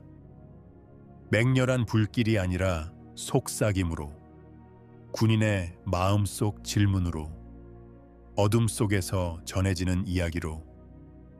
정권은 사람을 죽일 수 있었지만 이야기는 죽일 수 없었습니다. 이야기는 그들이 잡을 수 없는 유령이었습니다. 이것이 모든 것을 바꿨습니다. 제 생존은 제 가치에 대한 문제가 아니었습니다. 이야기에 대한 문제였습니다. 절벽의 노래와 경비 초소의 불꽃을 연결할 수 있는 유일한 생존자가 저였습니다. 저는 증언의 파수꾼이었습니다. 제 죄책감, 수치심은 중요하지 않았습니다. 이야기는 저보다 컸습니다. 맹렬하고 절박한 결의가 제 안에서 타오르기 시작했습니다. 열병과 절망을 뚫고 나왔습니다. 나아야 했습니다. 강해져야 했습니다. 나갈 길을 찾아야 했습니다. 저를 위해서가 아니라 마 여사, 강, 그리고 20명을 위해서 그들의 이야기를 날라야 했습니다. 그들이 요구하는 메아리가 되어야 했습니다. 몇 주가 한 달이 되었습니다. 마침내 앉을 수 있게 되었습니다. 그리고 박 씨가 깎아준 목발에 의지해 설 수 있게 되었습니다. 고통은 극심했지만 환영했습니다. 대가를 상기시켜 주었으니까요. 저는 좁은 공간에서 걷는 연습을 했습니다. 이를 악물고 그들의 얼굴을 떠올리며 연료로 삼았습니다. 박 씨는 장마당에서 속삭임으로 모은 바깥 소식을 가져왔습니다. 유령 절벽 이야기가 퍼지고 있었습니다. 어떤 이들은 천사가 신자들을 받았다고 했습니다. 어떤 이들은 그들의 영혼이 강을 떠돌며 찬송가로 사악한 경비병들을 파멸로 유인한다고 했습니다. 하지만 소수 사이에서는 다른 이야기가 돌았습니다. 책에 대한 이야기. 추락에서 살아남은 책. 지금 신실한 자들의 손을 거치고 있는 책. 그 책을 위해 흘린 피 때문에 그 어느 때보다 더 강력하고 거룩해진 책. 부흥은 강단의 설교자가 아니라 들판의 속삭임, 막사의 질문, 진실의 향기를 품은 유령 이야기로 시작되었습니다. 그리고 증언자인 저는 여전히 땅구멍에 갇혀 있었습니다. 나가야 했습니다. 조직을 찾아야 했습니다. 메시지는 아내를 통해 왔습니다. 그녀는 어느 날 오후 창백하지만 결의에 찬 얼굴로 장마당에서 돌아왔습니다. 그녀는 제 옆에 무릎을 꿇고 숨죽인 다급한 목소리로 말했습니다. 어떤 남자가 바늘과 실을 팔고 있었어요. 그가 제게 말했어요. 겨울은 길지만 바위는 남는다. 심장이 멈췄습니다. 암호였습니다. 김 선생님이 가르쳐준 시편의 문구, 가장 위급할 때만 쓰는 말이었습니다. 네트워크가 손을 내밀고 있었습니다. 살아 있었습니다. 응답은 제가 목이 맨 채 속삭였습니다. 응답은 목자는 폭풍 속에서 양을 찾는다입니다. 그녀는 고개를 끄덕이며 말을 외웠습니다. 다음 날 그녀는 천 뭉치를 가지고 돌아왔습니다. 그 안에 쪽지가 숨겨져 있었습니다. 지시는 무서울 정도로 간단했습니다. 이동해야 한다. 머무르는 위험이 너무 크다. 3일 밤 뒤에 안내자가 올 것이다. 이동 준비를 하라. 기다림은 고통이었습니다. 밖의 모든 소리가 보위부 같았습니다. 모든 발자국 소리가 끝인 것 같았습니다.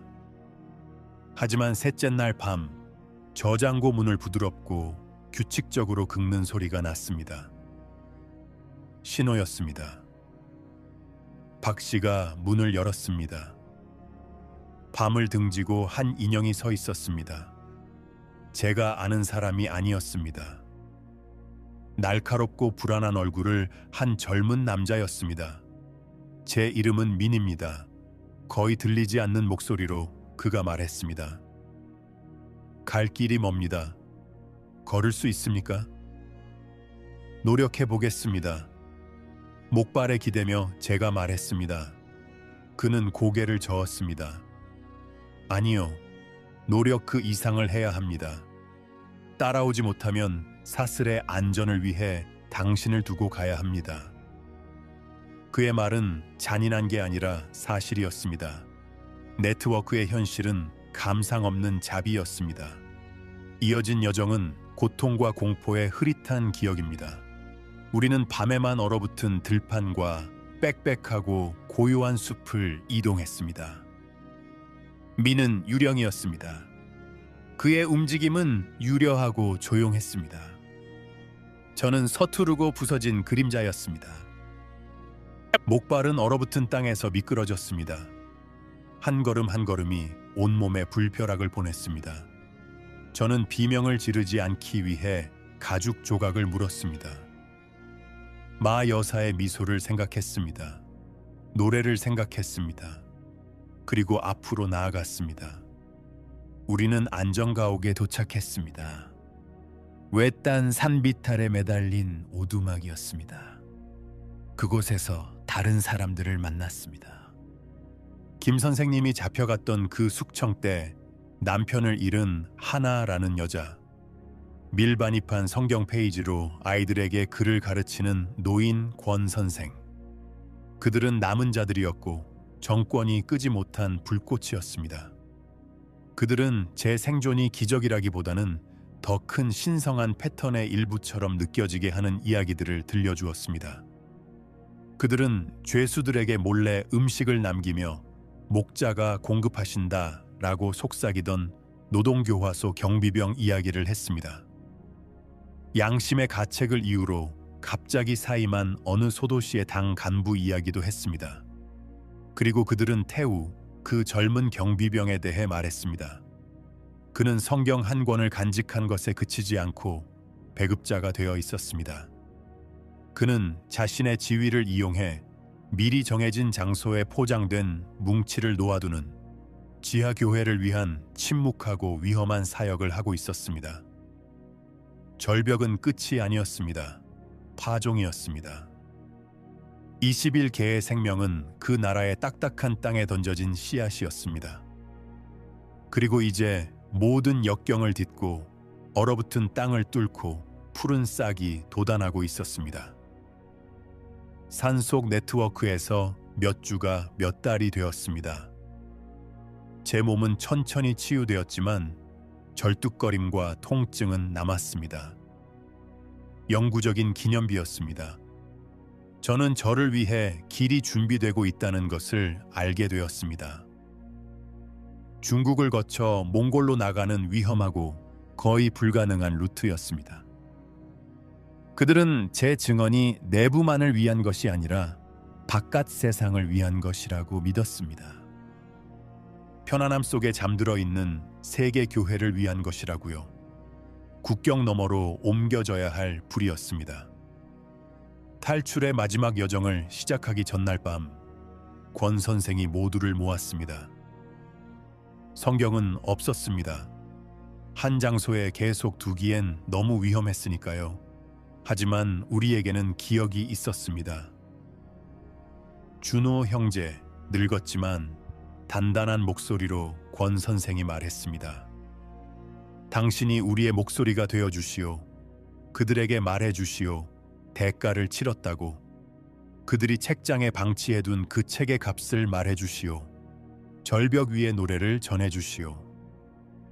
그리고 그는 암송하기 시작했고 우리 모두 함께 했습니다. 어두운 산 오두막에서 우리의 목소리는 낮고 통일된 속삭임이 되었습니다. 같은 찬송가였습니다. 절벽에서 불렀던 그 찬송가. 주 나의 반석이시니 그 위에 내가 서리라. 그 위에 내가 서리라. 저는 울었습니다. 우리와 함께 노래하지 못한 이들을 위해 울었습니다. 저의 실패를 위해 울었고 죽일 수 없는 믿음의 숨 막히도록 끔찍한 아름다움을 위해 울었습니다. 저는 더 이상 단순한 생존자가 아니었습니다. 저는 전달자였고 사람이 아니라 진리에 일어난 부활에 살아있는 유물이었습니다. 시면 속의 불꽃은 더 이상 희미한 빛이 아니었습니다. 제 뼛속의 불이었고 저는 그것을 가지고 가고 있었습니다. 밖으로 나가는 여정은 그 자체로 또 하나의 이야기입니다. 그림자와 위조 서류, 질문하지 않는 낯선 이들의 친절에 관한 이야기입니다. 낚싯배의 이중 바닥에 숨어 디젤과 부패 악취를 끊임없이 맡으며 보낸 몇 주가 있었습니다. 이름을 말해주지 않는 안내자를 따라 잔혹한 태양 아래 위험 천만한 사막을 건너기도 했습니다. 1마일을 갈 때마다 공기가 가벼워지는 것을 느꼈습니다. 오랫동안 끊임없는 동반자였던 두려움이 물러가고 이상하게 텅 빈 느낌이 그 자리를 채웠습니다. 안전의 침묵, 제가 잊어버렸던 소리였습니다. 저는 마침내 성경이 허용될 뿐만 아니라 상점에서 팔리는 나라에 도착했습니다. 일반 상품처럼 선반에 쌓여 있었습니다. 저는 그것들을 보고 가게 한복판에서 울었습니다. 사람들이 쳐다봤습니다. 그들은 이해하지 못했습니다. 어떻게 이해하겠습니까? 그들에게는 책이었습니다. 제게는 마 여사의 미소였습니다. 강의 끄덕임이었습니다. 21명의 영혼의 무게였습니다. 작고 깨끗한 방과 침대, 풍부한 음식이 주어졌습니다. 하지만 침묵 속에서 기억은 그 어느 때보다 더 컸습니다. 안전이라는 사치는 배신처럼 느껴졌습니다. 내 형제자매들이 수용소의 차가운 땅바닥에서 자는데 어떻게 푹신한 침대에서 잘 수 있겠습니까? 하나와 권 선생이 여전히 그곳에서 영과 육이 굶주리고 있는데 어떻게 이 배부른 식사를 할 수 있겠습니까? 저는 자유로웠지만 새로운 종류의 감옥에 있었습니다. 기억의 감옥, 짊어지기엔 너무 무겁고 잊기엔 너무나 성스러운 이야기의 감옥이었습니다. 이곳에서 한 목사님을 소개받았습니다. 친절한 분이었습니다. 그가 저를 돕겠다고 제안했습니다. 그는 이 장소, 이 스튜디오, 이 마이크를 구해 주었습니다. 그는 말했습니다. 이야기를 하세요, 준호 씨. 세상이 들어야 합니다. 노력했지만 말이 나오지 않았습니다. 슬픔과 죄책감의 벽 뒤에 갇혀 있었습니다. 이 침묵 속에 앉아 있으면 그들의 얼굴이 보였습니다. 손목에 거친 밧줄이 느껴졌습니다. 절벽의 바람 소리가 들렸고 저는 계속해서 무너졌습니다.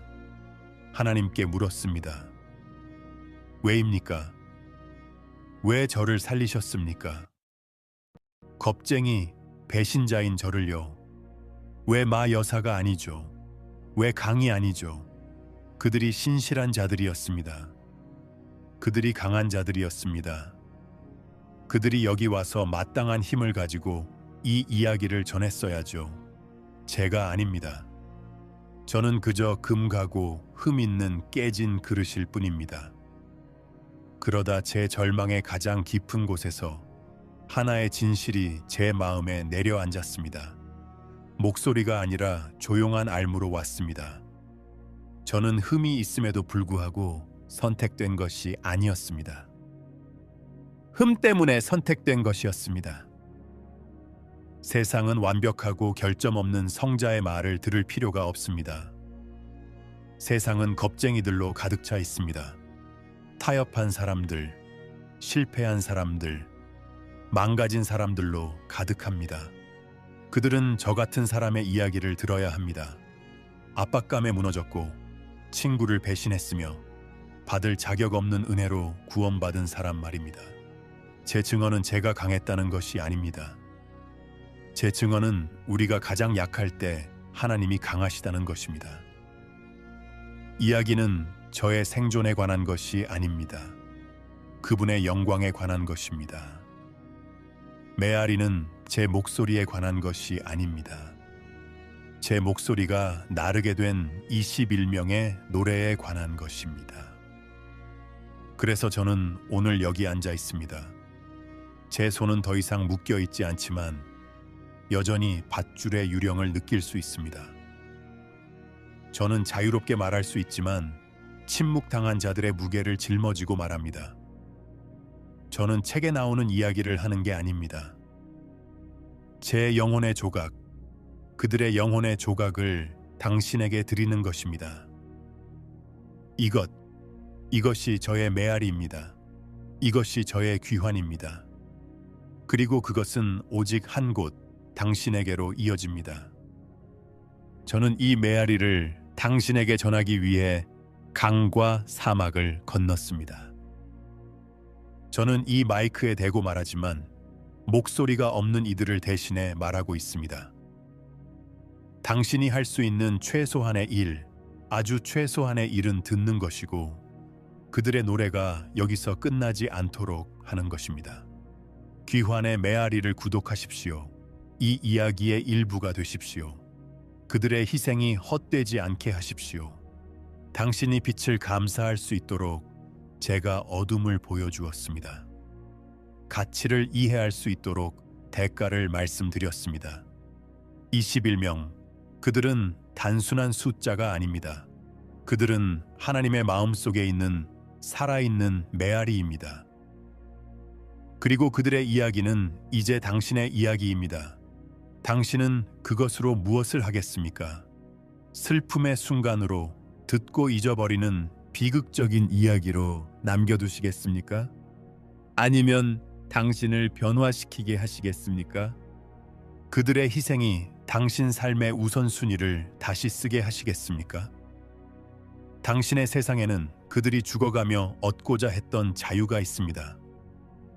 당신은 그들이 밀반입했던 그 책을 가지고 있습니다. 언제든 원할 때 읽을 수 있습니다.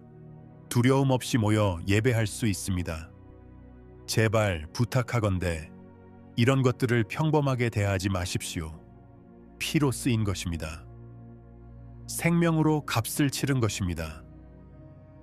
이것이 그들의 메아리가 부르는 거룩한 요청입니다. 귀환하십시오. 복음으로 돌아가십시오. 진리로 돌아가십시오.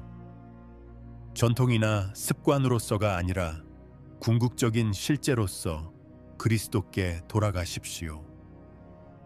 절벽 위에서 마 여사에게 미소를 주었던 그 실제, 강에게 앞으로 나아갈 용기를 주었던 그 실제, 저 같은 겁쟁이를 증인으로 바꾼 바로 그 실자의 말입니다. 그들의 믿음은 안락한 담요가 아니었습니다. 척추였습니다. 반석이었습니다. 그리고 그 반석 위에서 세상 자체가 무너져 내릴 때 그들은 흔들리지 않고 섰습니다. 이것이 당신에게 제한된 믿음입니다. 규칙과 의식의 믿음이 아니라 죽음을 정복하는 믿음입니다. 저는 메아리일 뿐이지만 당신은 그 소리입니다. 이 이야기는 여기서 어디로 가겠습니까? 당신의 귀에서 죽겠습니까? 아니면 당신의 행동 속에서 살겠습니까? 당신은 사슬의 다음 연결고리가 되겠습니까? 부흥은 그 절벽에서 끝나지 않았습니다. 거기서 시작되었고 지금 바로 여기서 당신과 함께 계속됩니다. 당신이 두려움보다 믿음을 선택할 때마다, 그들이 죽어가며 지킨 말씀을 당신이 소중히 여길 때마다, 이 증언을 공유할 때마다 당신은 그것의 일부가 됩니다. 당신은 그들이 피로 심은 씨앗에 물을 주는 것입니다. 저는 제 몫을 다했습니다. 메아리를 가져왔습니다. 이제 나머지는 당신에게 달려 있습니다. 그들의 노래가 저와 함께 끝나지 않게 해주십시오. 저는 21명의 마지막 목소리입니다. 제가 사라지면 그들의 이야기는 당신 손에 있습니다. 이 채널을 구독함으로써 당신은 단순히 버튼을 누르는 것이 아닙니다. 기념비를 세우는 것입니다. 기억하겠다고 맹세하는 것입니다. 메아리가 지옥의 기반을 뒤흔드는 포효가 되도록 하는 것입니다. 마 여사를 위해, 강을 위해, 20명을 위해, 그리고 절대 꺼지지 말아야 할 불꽃을 위해 귀환의 메아리를 구독하십시오. 예수님을 영접하는 기도. 주 예수 그리스도님, 지금 이 모습 그대로 주님 앞에 나아옵니다. 저는 주님이 하나님의 아들이심을 믿습니다. 주님이 길이요, 진리요, 생명이심을 믿습니다. 주님께서 저의 죄를 위해 십자가에서 죽으시고 다시 살아나셨음을 믿습니다. 그로 인해 제가 새 생명을 얻을 수 있음을 믿습니다. 저는 주님이 필요함을 고백합니다. 주님의 용서가 필요하고 주님의 사랑과 빛이 필요합니다. 지금 제 마음을 열어 주님을 나의 주님과 구주로 영접합니다. 저의 모든 죄를 용서해 주세요.